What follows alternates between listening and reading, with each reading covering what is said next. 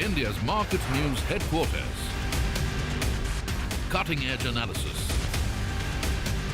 Influential insights. Market-moving intelligence.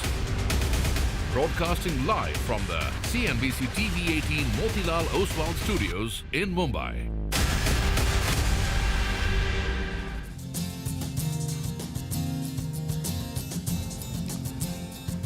Good morning. You're with us here on a fresh new edition of Bazaar Morning Call. We are coming to you live from the CNBC TV 18 Motilal Oswal studios. Bang in the middle of the week, once again, overcast, rainy Wednesday morning here in Mumbai.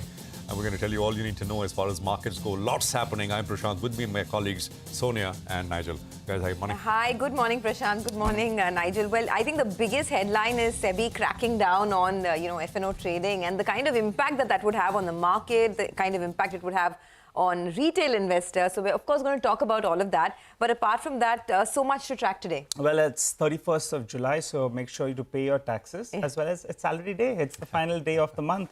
We're just having a salary discussion, and it's that bright spot of the month. Okay, well, it's an optimistic way to begin the day, and let's sort of keep it that way, right? Because if you look at cues from overnight, etc., it's not very bright picture.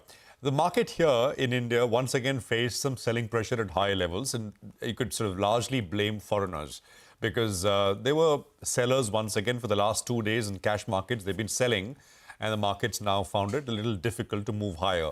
So 25,000 broadly. Day before yesterday on Monday, of course, we got almost to 25. Yesterday fell within 30 points, and then the market corrected. So that's the psychological level, nothing more. But we are facing some resistance there. Now, levels in just a bit, but global first. Equities overnight are lower. So you got the S&P down 0.5%, the Nasdaq down about 1.25%. You had Microsoft earnings which came through. Now, that's a tech bellwether which reported mixed numbers post-market hours. I mean, the last I checked, the stock was down some 3% in after hours. It's not as if the numbers themselves, if you look at consensus, sort of top line, bottom line, they are bad. It's just that the cloud business, Azure, there is a bit of a slowdown there. And that has been the real big growth driver and signaling impact for the rest of the tech space. So keep an eye out on this one. I mean, I think tech generally in Asia, especially in markets like Taiwan, etc., which are very tech heavy, are also trading a little weakish. This is, of course, a big week for other large cap tech companies in the US. Meta will report, Amazon will report, Apple will report through the course of the week. In a couple of hours from now, and I think in the next 1.5 hours, you'll have the Bank of Japan decision. And there was Nikkei, the newspaper Nikkei, which essentially said that the Bank of Japan is likely to weigh a rate hike at today's policy meeting. So again, something which we've discussed. Remember, the yen is cheap, and the big implication of the yen, the cheap yen, a cheap currency for the rest of the globe, is essentially the carry trade. Borrow in Japan to fund sort of other sort of high-yielding currencies or high-yielding assets elsewhere in the world.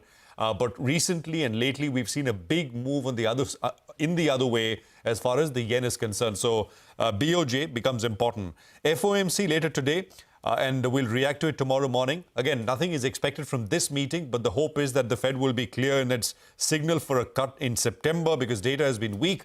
And oil continues to sell off. Another near 1% cut. That makes it about 8% in the last 1 month or so. And now we're under $80, about $79 per barrel. So that's essentially the global sort of cue, which is kind of mixed if you want to take away, if you want to really sort of get the import of the message from the global markets. Now, near-term resistance for the Nifty, I'll start with the upside, is 25, the psychological level. But I think we are headed to 25,337. That's essentially broadly the zone that we've been talking about. Supports come in. You could look at the 40 hourly, but I think we're pretty close to it. The 20-day is, of course, at about 24,500. And I think that is the big one to watch out for. Nifty Bank, actually not just the Nifty Bank, but I think the Nifty as well. It was inside day because the Nifty and the Bank Nifty spent yesterday's session within Monday's range, high to low.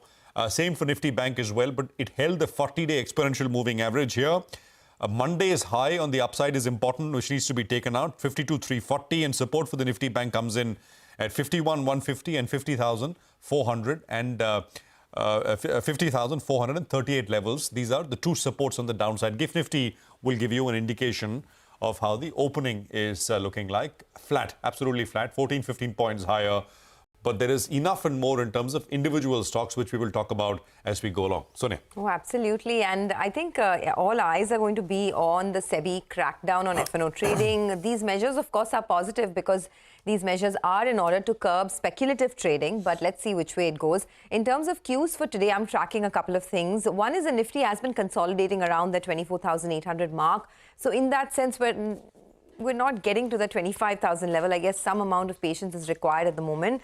Apart from that, domestic institutions are pumping in money thick and fast. So in the last 6 trading sessions, we've seen DIIs buy and trade for 6 days on the trot. And now put together, DIIs have bought 20,000 crores in the month of July so far. I'm watching out for a lot of stocks because post-market hours yesterday, we did get a lot of positive earnings responses as well. Dixon Tech was good. The numbers were above street estimates. In any case, this has been a darling of the market, so expected perhaps to move higher. Torrent Power reported a strong set of numbers, a 23% revenue growth. EBITDA was up almost 60%, so I'm looking at that stock as well.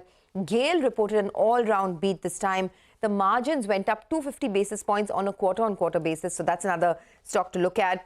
Decent earnings from Tata Consumer from the heavyweights, so keep an eye out on that. Lots of auto stocks in focus. Today you have M&M and Maruti that will be reporting their numbers. Tomorrow you have auto sales for the month of July that will be coming through. And finally, we wrap it up on Friday with the Ola IPO that will be opening up. So there's plenty in this space to track. But for now, the GIFT Nifty is suggesting a mildly positive start. And of course, all of these curbs on speculative trading, on F&O trading is something that the street is going to watch very closely. Well, on the SEBI's consultation paper, I would just say that, I compare it to someone going to the gym and working out hard and ultimately developing a good body. Or someone who's taking some steroids and then developing it. I think SEBI thinks that it's time maybe the person is taking too much of steroids. So ultimately the body is going to be strong. But let's curb it at the right spot. So I think that's my limited point with regard to this consultation paper. But a big day of trade coming up. Though yesterday you'll say, well, we were set for around 25,000 yet again. But we didn't get to that mark. Well, one potential reason could be the Nifty Financial Services Index, where it played out the weekly expiry yesterday. So that's why in the last hour of trade, you did see it come off the top. That could be the reason why, in fact, the Nifty couldn't make it to the 25,000 odd mark. And you saw banks as well as other financial companies that did come off because the Financial Services Index includes some insurance companies as well as some NBFCs. Well, buy on dips is likely to continue on the Nifty itself till the 20 DMA is held out. I'll give you the level in just a bit. While on the Nifty Bank today, you expect some more volatility because it plays out the monthly expiry. So keep an eye out on that one. Second half of trade becomes extremely crucial for this one. The FIs in the F&O market didn't change much. They added some longs. In fact, they covered some shorts as well. So they didn't move the needle very, very much. And as we've been telling you, the FI net long positions holds at around 1.5 lakh contracts. The client net short positions is at around 50,000 contracts. So that's just for hygiene, which is going through those data points because there was no big change in comparison to the previous day. The options data, 24,900 call, 24,900 put, fairly active in yesterday's trade. And you put that premium between them together, it's close to around 200 rupees, which tells you if there's a strategy in place, they're looking to defend this broad level. 200 rupees added to 24,900 and deducted from 24,900, which you get the range then. 24,700 on the downside, the 25,100 odd on the upside. That seems to be the near-term range. This is for the contracts that expire tomorrow.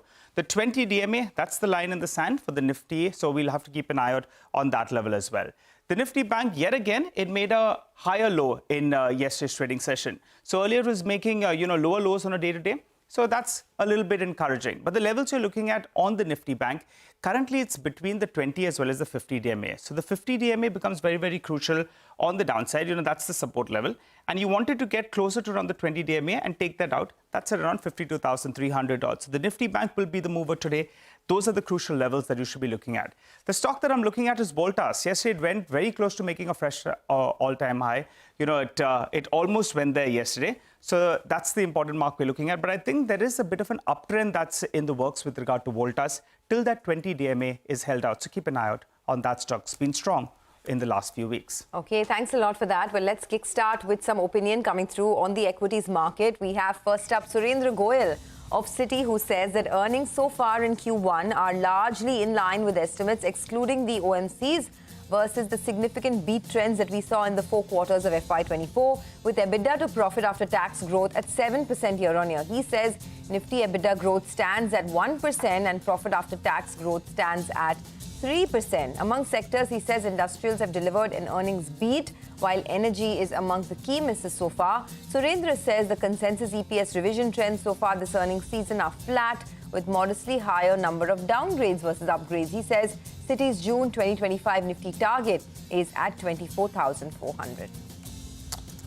Okay, we have, this is the view coming in from Pankaj Chitlangia, First Basis, who says that fortnightly chart of the USD INR indicates a mildly bullish trend, indicating a potential attempt to break the pattern resistance line at 83.9. He says if successful, this could pave the way towards 84.25 level in the coming days, and weekly support is around 83.55, which should cushion any dips. However, he adds, considering the ongoing weakness in the US dollar index, which may persist following the FOMC meeting this week, any upward movement in the currency pair, that is USD INR, is only expected to be very gradual.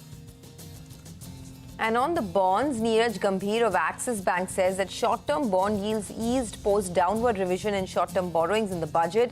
Additionally, he says latest draft guidelines on the Basel III framework for liquidity coverage ratio further increase the short-term bond demand. He says the RBI announced that new GSEC issuances in the 14-year and 30-year tenors would not form part of par securities, causing the yield curve to steepen. He expects the 10-year benchmark bond yield to take cues from the FOMC outcome and trade in a range of 6.87 to 6.97% for the coming week. Well, we've got a lot of stock-specific action to track for you in our special top 10 segment. So let's run you through the list. We'll look at Tata Consumer, GAIL, Indus Towers, Macrotech Developers, Jindal Stainless, Torrent Power and Dixon Technologies. All of them will be reacting to positive news flow, but we have three of them that will be reacting to negative news. Navin Fluorine, RR Kabel, as well as Star Health.